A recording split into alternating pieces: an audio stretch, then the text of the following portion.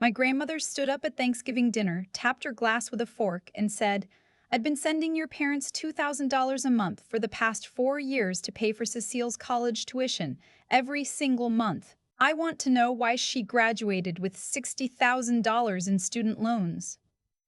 The table went silent. I looked at my mother. Her face had gone the color of old wax.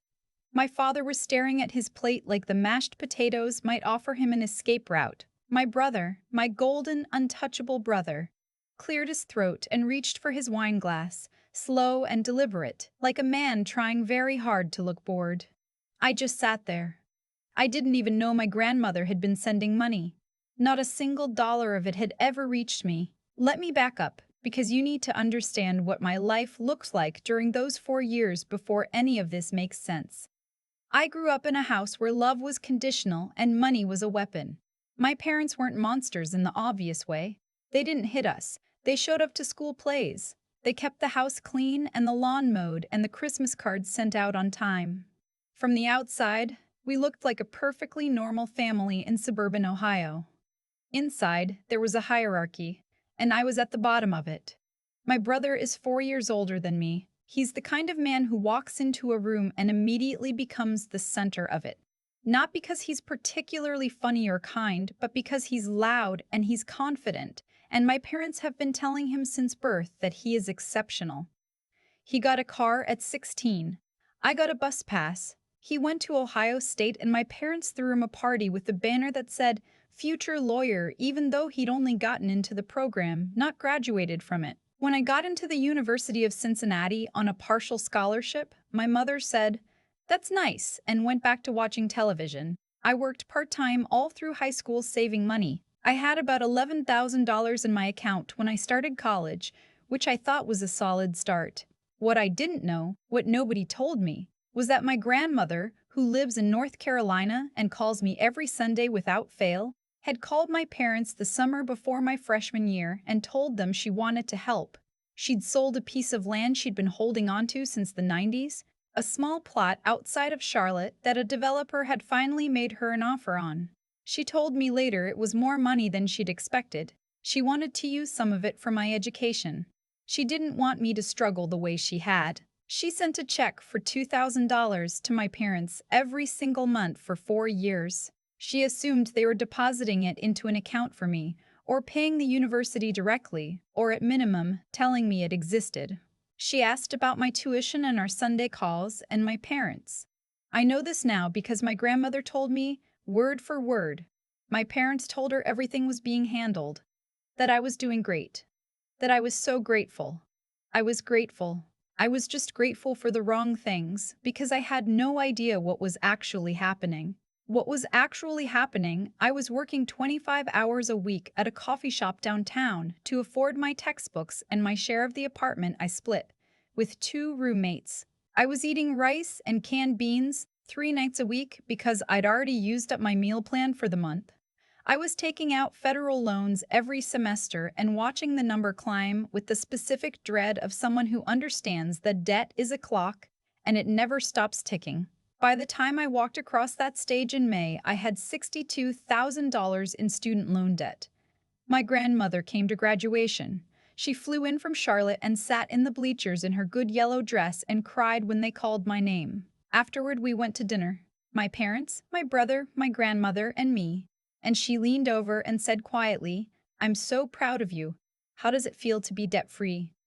I thought I'd misheard her. "What?" I said. She smiled.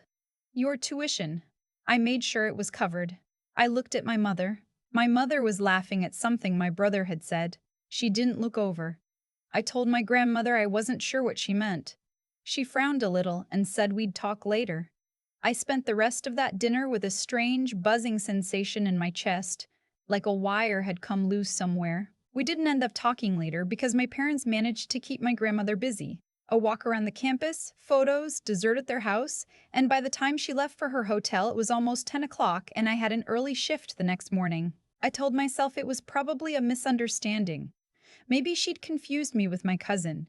Maybe she meant she'd planned to help, but it hadn't worked out. I was tired and I had debt, And I had a job, and I didn't have the emotional bandwidth to pull on that thread right then. So I let it go. I let it go for 6 months. The thing that finally made me say something was a phone call from my grandmother in October. I was in my apartment eating leftover soup when she asked me how the loan repayment was going. I told her the truth. I told her I'd just made my third payment. I told her my monthly bill was almost $600 and it was tight. There was a pause on the line, long enough that I checked to see if the call had dropped. "Cecile," she said, "I need to ask you something and I need you to be honest with me." "Of course," I said. "Did your parents ever give you money for me? During college?" My stomach dropped. "No," I said. "Why?" Another pause. Then, "I need to make some calls. Don't say anything to your parents yet. Can you do that for me?" I said yes. I didn't know what else to say. She called me back 3 days later. Her voice was different, quieter, flatter, like she was reporting facts she'd already processed and was now just transmitting. She told me she had spoken to her financial advisor who had helped her track the checks. Each one had been deposited into my father's personal checking account. Every single one for 4 years. Not a college savings account. Not my account. My father's account. $96,000. She went quiet after she said the number. I was quiet too. I was sitting on the floor of my kitchen and I couldn't remember getting there. "I need you to come home for Thanksgiving," she said finally. "I'll be there. Don't tell them we talked." I drove home from Cincinnati the Wednesday before Thanksgiving with my hands at exactly 10 and 2 on the wheel, very deliberately, because if I held the wheel any looser, I thought my hands might shake. I'd spent 3 weeks with this information sitting in my chest like a stone. I hadn't told anyone. Not my roommate, not my best friend, not a single person. My grandmother had told me she was working with her attorney. She'd said, "I'm not going to let them get away with this. But I want to do it right." I trusted her. I've always trusted her.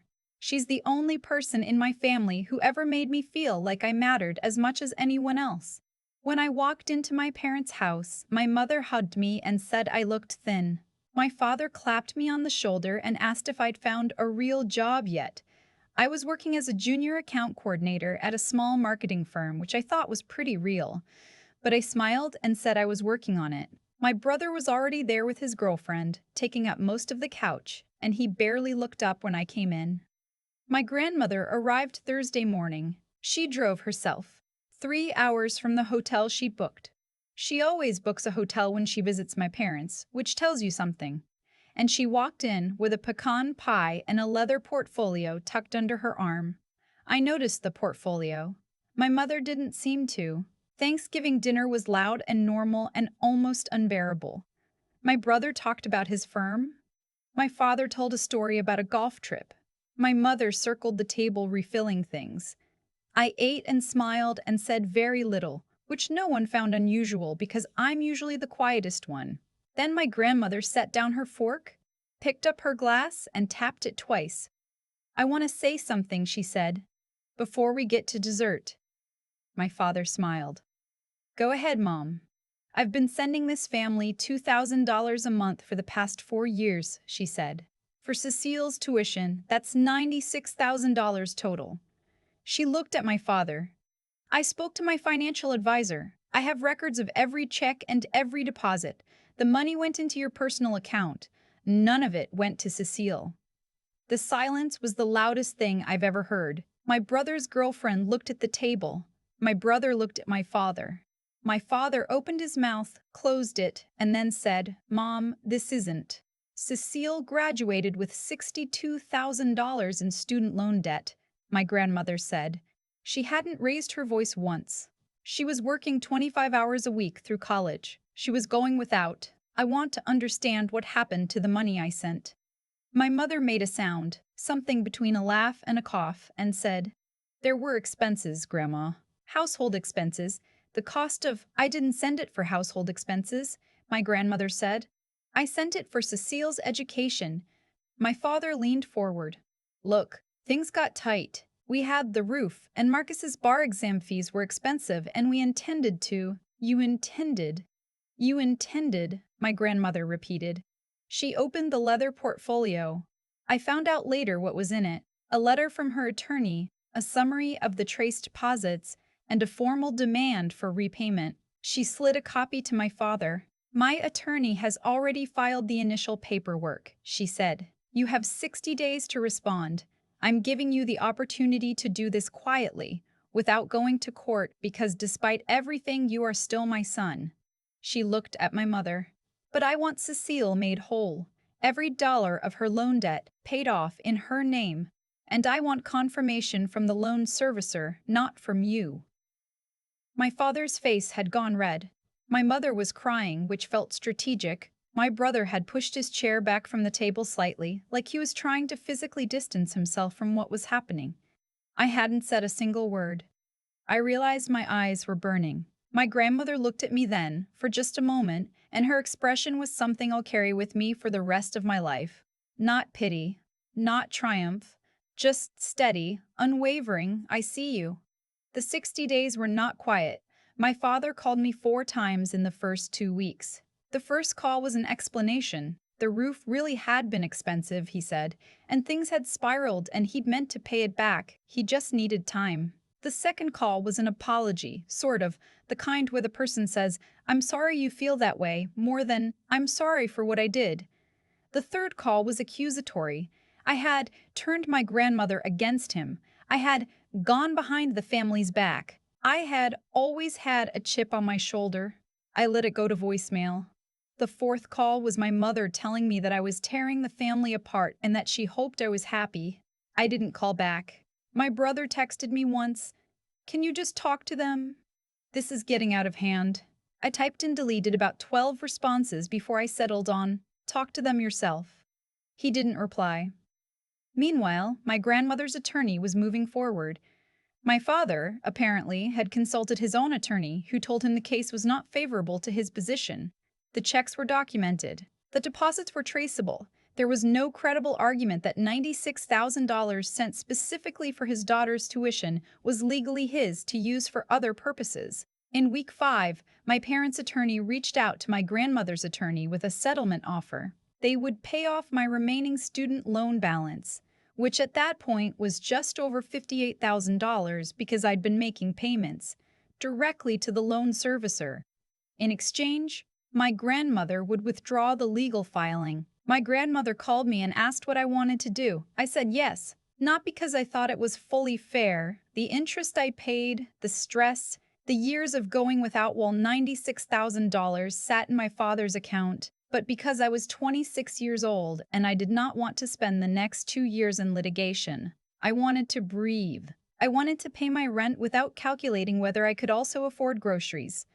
The payment was confirmed by the loan servicer 8 weeks after Thanksgiving. $58,412, paid in full. I stood in my apartment and looked at the confirmation email for a long time. I didn't cry, which surprised me. I'd expected to feel something dramatic, something that matched the scale of what had happened.